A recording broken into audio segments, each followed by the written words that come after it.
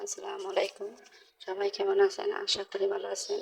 আজকে আমি কি নিয়ে এসেছি আপনারা থাম্বনেল দেখে বুঝে গেছেন। আমি আজকে চিকেন দম বিরিয়ানি কীভাবে সহজে রান্না করতে হয় সেটা নিয়ে আসছি।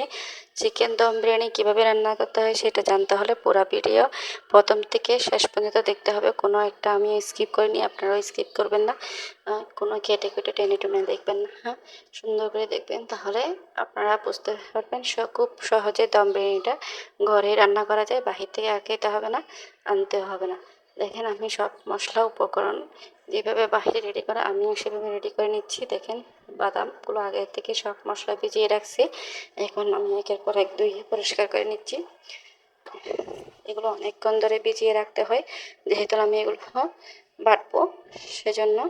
এবার আমি মুরগিগুলো রেডি করার জন্য চলে আসছি। মুরগি অনেকগুলো আনছে, সবগুলো লাগবে না, আমার জাস্ট একটা মুরগি হলে হয়ে যাবে।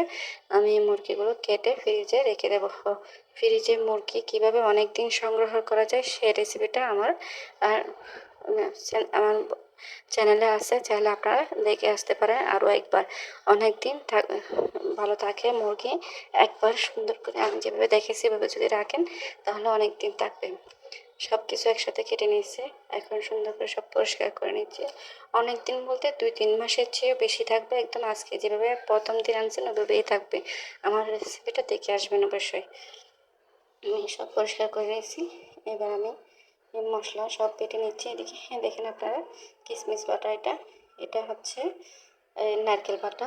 দেখেন আমি নারকেল বাটারটা দেখাচ্ছি। এটা পেঁয়াজ বাটা, এটা হচ্ছে আর চিকেন জিরা বাটা, এটা বাদাম বাটা। এদিকে দম বিরিয়ানিতে অবশ্যই বড় বড় করে আলু দিতে হয়, আপনারা সেটা খেয়াল রাখবেন, মাথায় রাখবেন। সব দম বিরিয়ানিতে অবশ্যই আলু দেবেন। কাঁচামরিচ অবশ্যই ব্যবহার করবেন, যেহেতু এখানে কোনো মরিচের গুঁড়ো ব্যবহার করা হয় না।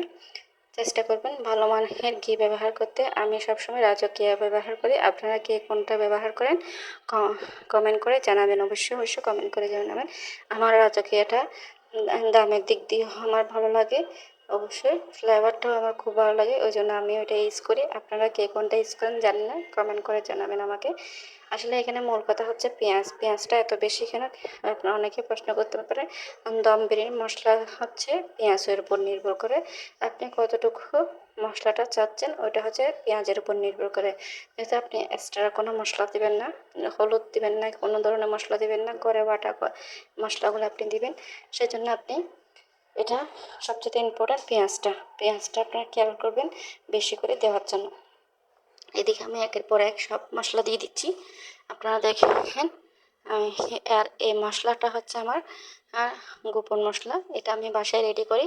যে কোনো মাংস রান্না করতে পারবেন, মুরগির মাংস, গরুর মাংস বলেন, যে কোনো দম বিরিয়ানি বলেন, চিকেন বিরিয়ানি বলেন, দম বিরিয়ানি বলেন, বিফ বিরিয়ানি বলেন, খাসির বিরিয়ানি বলেন, যেটাই বলেন সব কিছু রান্না করতে পারবেন। শুধুমাত্র মাছের মধ্যে ইউজ করতে পারবেন না, ভেজিটেবল ইউজ করতে পারবেন না।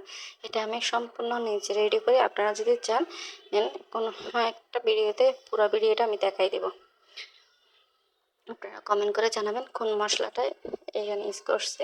এখানে কাঁচামরিচ দিয়ে দিয়েছি, কাঁচামরিচ না দিলে একটু জাল হবে না, সেই জন্য। এখন আমি এখানে আলু দিয়ে চিকেনগুলো হাফ সিদ্ধ করে নিচ্ছি। এবার হাফ সিদ্ধ করতে তাকে এগুলো আমি এবার রাইসটা রেডি করার জন্য চলে যাচ্ছি। দেখেন আমি রাইসটা কীভাবে রেডি করতেছি। এখানে ঘিয়ের পরিমাণ আপনাদের পছন্দ মতো দিবেন, আমি আমার পছন্দ মতো দিচ্ছি। আমি 1 কেজি চাউলের জন্য 5 হইতে 6 চামচ ইউজ করেছি, 4 চামচ না। এবার টেবিল চামচ দিয়ে ইউজ করেছি। এখানে ঘিয়ের ভিতরে একটা পায়া হয়েছে এখানে। এই যে দেখেন আপনারা, এখানে একটা নাম্বার দেওয়া আছে, জানি না নাম্বারের কল করলে কি বলে ওরা, নিশ্চয়ই কোনো পুরস্কার আছে এখানে। দেখেন আমি এখন তেজপাতা, ডালচিনি, রং এলাচ দিয়ে দিলাম, দিয়ে একটু ভালো করে কষাই নিচ্ছি। পেঁয়াজটা অল্প করে দেবেন, বিশেষ করে পোলাওর মধ্যে, কারণ যেহেতু এখানে পেঁয়াজ বাটা, রসুন বাটা, আদা বাটা যাবে, সেজন্য আমরা পেঁয়াজ কুচিটা একটু কম করে দেব। যেহেতু অনেকে আবার পেঁয়াজ পছন্দ করেন না, তারা চাইলে এটা স্কিপ করতে পারেন। জাস্ট পেঁয়াজ বাটা, রসুন বাটাটা দিবেন, না দিলেও সমস্যা নেই। জাস্ট এখানে ঘিয়ের বা পাঁচফোড়ন দিয়ে আপনারা চাইলে চাউলটা বেজে নিতে পারেন। চাউলটা এমনভাবে ভাজতে হবে যে হাতে হাফ সিদ্ধ হয়ে আসে ভাজার মধ্যে। এটা খেয়াল রাখবেন। অবশ্যই অবশ্যই কিশমিশ দিবেন। দম বিরিয়ানির মধ্যে কিশমিশটা সবসময় ইউজ করার চেষ্টা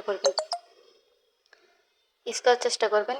দম বিরিয়ানির মধ্যে আপনার চিকেন বিরিয়ানি বললেও ওখানে কিশমিশ ইউজ করবেন। যে বিফ বিরিয়ানি খাসি হলে সব জায়গায় কিশমিশটা ইউজ করতে হবে। কিশমিশের মধ্যে আলাদা একটা ফ্লেভার আছে, ওটা চলে আসবে। আপনারা যে যে ধরনের চাচ্ছেন সেই ধরনের ইউজ করবেন। আমি দেখি ভালো করে বেজে নিচ্ছি এখন। আপনারা দেখেন আমি কিভাবে বেজে নিচ্ছি। আসলে এভাবে করে বেজে নিলে হাফ সিদ্ধ হালকা করে পানি, এভাবে হালকা করে পানি দিয়ে হাফ সিদ্ধ করে নেবেন। আমি যে দেখেন আমি হাফ সিদ্ধ করে নিচ্ছি এভাবে করে। এখানে কয়েকটা কাঁচামরিচ দিয়ে দিচ্ছি। দেখেন কাঁচামরিচটা ঝালের জন্য অবশ্যই, যেহেতু এখানে কোনো মরিচ ইউজ করা হয়নি, সেজন্য হালকা সিদ্ধ করে নিয়েছি। এখন দেখেন আমি অল্প ভাত উঠে নিয়েছি। এবার আমার এখন আসল টিপসটা হচ্ছে প্রত্যেকটি লেয়ার ফলো করবেন আপনারা। প্রত্যেকটি লেয়ার যেভাবে ফলো করলে আপনারা বুঝতে পারবেন সহজে দম বিরিয়ানিটা কীভাবে রান্না করা হয়। আমি কীভাবে লেয়ারগুলো দিচ্ছি আপনারা দেখেন। লেয়ারগুলো হচ্ছে ওপর নির্ভর করে আপনার দম বিরিয়ানিটা কেমন হবে।